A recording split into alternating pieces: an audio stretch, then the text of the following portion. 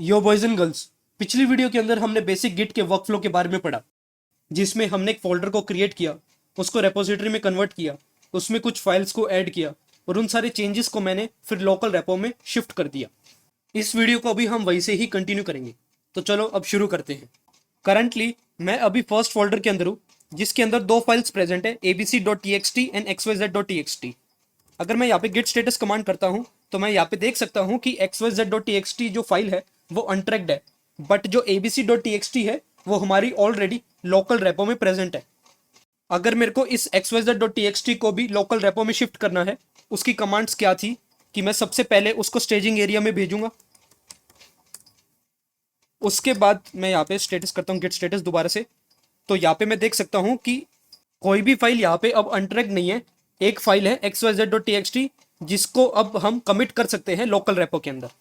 Local repo में commit करने की कमांड हमने क्या देखी थी कि हम लिखते थे git commit -m और वो मैसेज का नाम जो हम एसोसिएट करना चाहते हैं इस पर्टिकुलर कमिट के साथ।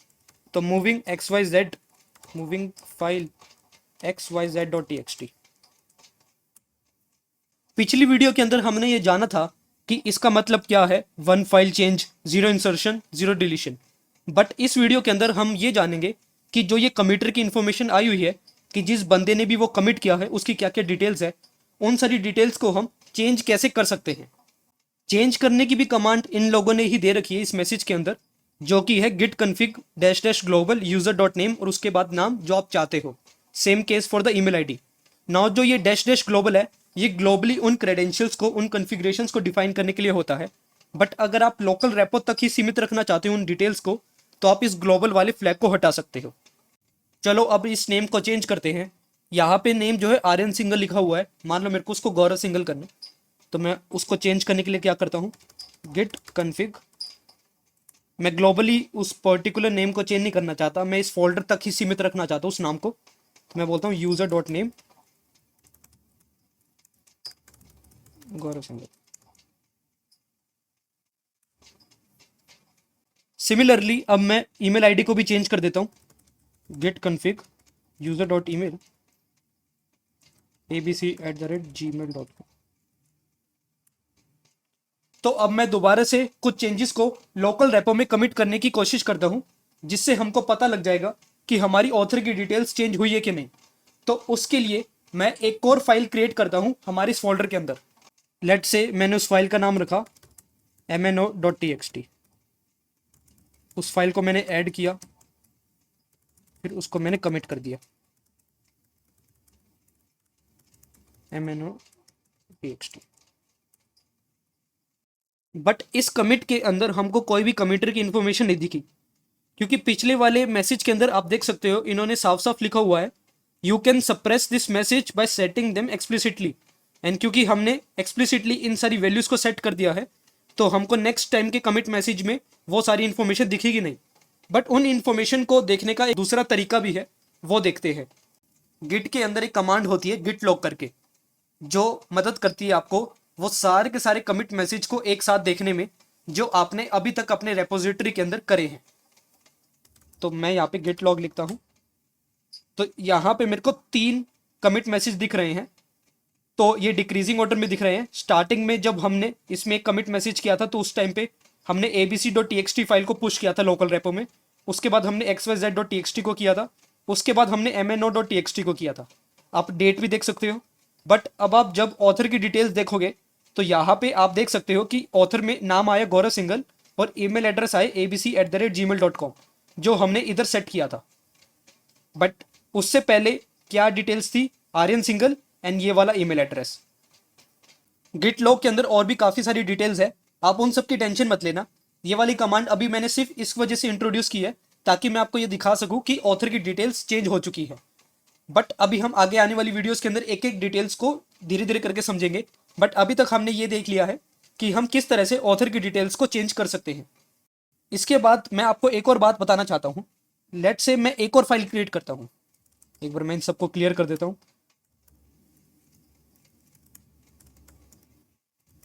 तो अभी करंटली मेरे पास 3 फाइल्स है abc.txt, mno एंड xyz। इन तीनों की तीनों अभी हमारी लोकल रेपो में प्रेजेंट है। तो अगर मैं गिट स्टेटस भी करता हूं तो या नथिंग टू कमिट। लेट से मैं एक और फाइल क्रिएट करता हूं यहाँ पे pqr.txt। तो अगर मैंने गेट स्टेटस किया तो ये एक फाइल जो है वो अनट्रैक्ड है। अब इसको मैं स्टेजिंग एरिया में भेज देता हूँ। तो ये स्टेजिंग एरिया में जा चुकी है। तो अगर मैं गेट स्टेटस करता हूँ तो यस, ये pqr.txt फाइल को मैं अब कमिट कर सकता हूँ लोकल रेपो के अंदर। अब गिट कमिट और मैं कुछ भी मैसेज नहीं देता हूं तो उस टाइम पे इसने विम नाम के एडिटर को खोल दिया है जहां पे हम उस मैसेज को टाइप कर सकते हैं। तो फिर मैं यहां पे एक मैसेज लिखता हूं,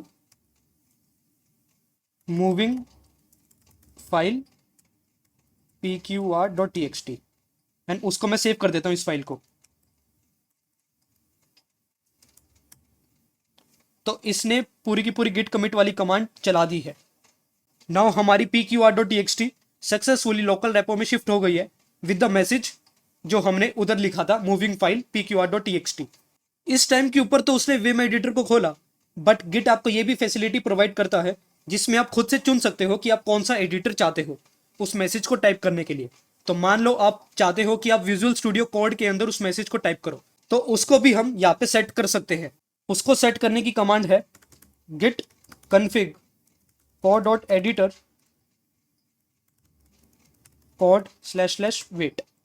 यहां पे कोड का मतलब है VS कोड और -- वेट का मतलब ये है कि यूजर जब तक सिग्नल नहीं दे देता कि उसने सक्सेसफुली वो मैसेज को टाइप कर दिया है तब तक वो उस पर्टिकुलर एडिटर को खोल के रखेगा।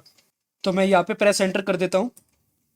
अब जो हमारा एडिटर है वो as a VS Code set हो चुका है।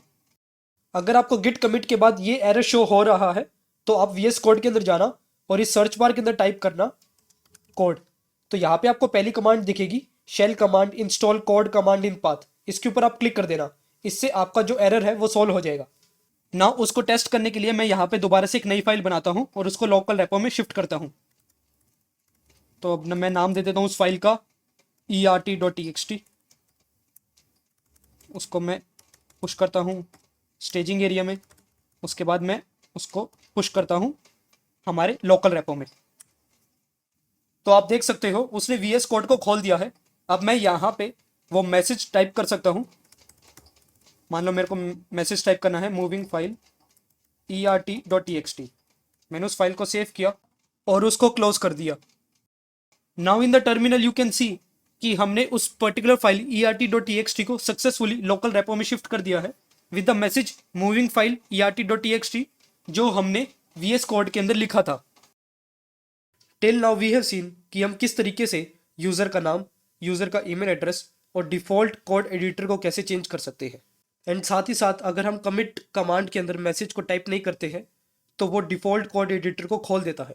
नाउ लेट्स सी ये सारी की सारी इन्फॉर्मेशन एक्चुअली में होती कहाँ पे है। And you have guessed right, ये सारी की सारी इन्फॉर्मेशन .git फोल्डर के अंदर ही होती है। जब आप अपने प्रोजेक्ट को VS कोड के अंदर खोलोगे तो जैसे मैंने यहाँ पे अपने प्रोजेक्ट को खोल लिया है तो गिट ट्यूटोरियल नाम का फोल्डर था, उसके अंदर मैंने 2 फोल्डर्स बनाए थे, first folder and the second folder. And मैंने फर्स्ट फोल्डर के अंदर चेंजेस किए थे। तो इस फोल्डर के अंदर आपको .git वाला जो फोल्डर है वो दिखेगा नहीं क्योंकि वो हिडन होता है। उसको हमको एक्सप्लिसिटली शो करना पड़ता है VS कोड के अंदर। उसके लिए आप क्या करोगे, आप सबसे पहले अपनी सेटिंग्स में जाना, उसके बाद यहाँ पे सर्च करना एक्सक्लूड। तो यहाँ पे एक्सक्लूड के अंदर आप यहाँ पे देख सकते हो, यहाँ पे .git वाले जितने भी फोल्डर्स हैं उनको एक्सक्लूड किया गया है। तो आप इसको कैंसिल आउट कर दो। तो यस, यहाँ पे मेरे को अब .git वाला फोल्डर दिख रहा है। Now let's open this .git folder. तो इसके अंदर मल्टीपल्स फोल्डर्स एंड फाइल्स है। एक बार मैं थोड़ा स्क्रीन छोटी कर देता हूँ। हाँ, अब सही है। तो आप देख सकते हो यहाँ पे hooks, info, logs, objects, refs के तो फोल्डर्स है और हमारे पास मल्टीपल फाइल्स भी है। तो अगर मैं यहाँ पे कन्फिग वाली फाइल खोलता हूँ तो यहाँ पे वो सारी की सारी इन्फॉर्मेशन है जो हमने अभी टर्मिनल के थ्रू एडिट करी थी। तो यहाँ पे हमने यूज़र का नाम एडिट किया था वो ये रहा, यूज़र का जो ईमेल था वो ये रहा, और जो हमने एडिटर को सेट किया था डिफ़ॉल्ट वो ये रहा। एंड साथ ही साथ जब भी हम गिट कमिट वाली कमांड लिखते थे विदाउट मैसेज तो वो VS कोड के अंदर एक फाइल को खोल देता था। वो कौन सी फाइल होती थी, वो यही वाली फाइल होती थी, कमिट एडिट मैसेज। तो यहाँ पे मैंने वो पर्टिकुलर मैसेज को लिखा था जो मैं चाहता हूँ कि वो कमिट के साथ एसोसिएट हो जाए। अभी तक हमने जो क्रेडेंशियल्स को अपडेट किया था, जैसे कि यूजर नेम, ईमेल एड्रेस और जो डिफॉल्ट कोड एडिटर जो हम चाहते हैं कि खुले, उन सारी इन्फॉर्मेशन को हमने लोकली एडिट किया था एंड वो सारी की सारी इन्फॉर्मेशन डॉट गिट फोल्डर के अंदर होती है। बट अगर हम उन इन्फॉर्मेशन को ग्लोबली अगर चेंज करते हैं तो वो इन्फॉर्मेशन कहाँ पे रहती है उसको देखते हैं। तो आप अपने सिस्टम के रूट डायरेक्टरी के अंदर जाना। तो मैं अब अपने रूट डायरेक्टरी के अंदर हूँ। वहां पे एक हिडन फाइल होती है गिट कन्फिग करके। So this is the file. तो इस फाइल के अंदर वो सारी की सारी इंफॉर्मेशन प्रेजेंट होती है। नाउ इस फाइल को एक बार ओपन करके देखते हैं।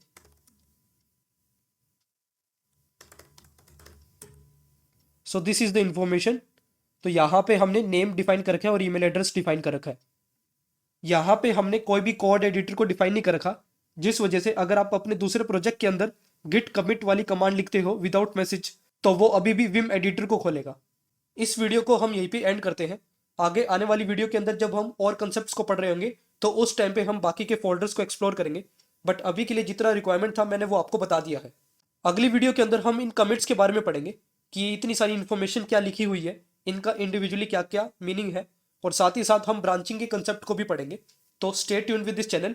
अगर आपको कोई भी डाउट्स है तो आप मेरे को कमेंट सेक्शन में पूछ सकते हो। तब तक के लिए गुड बाय, थैंक यू।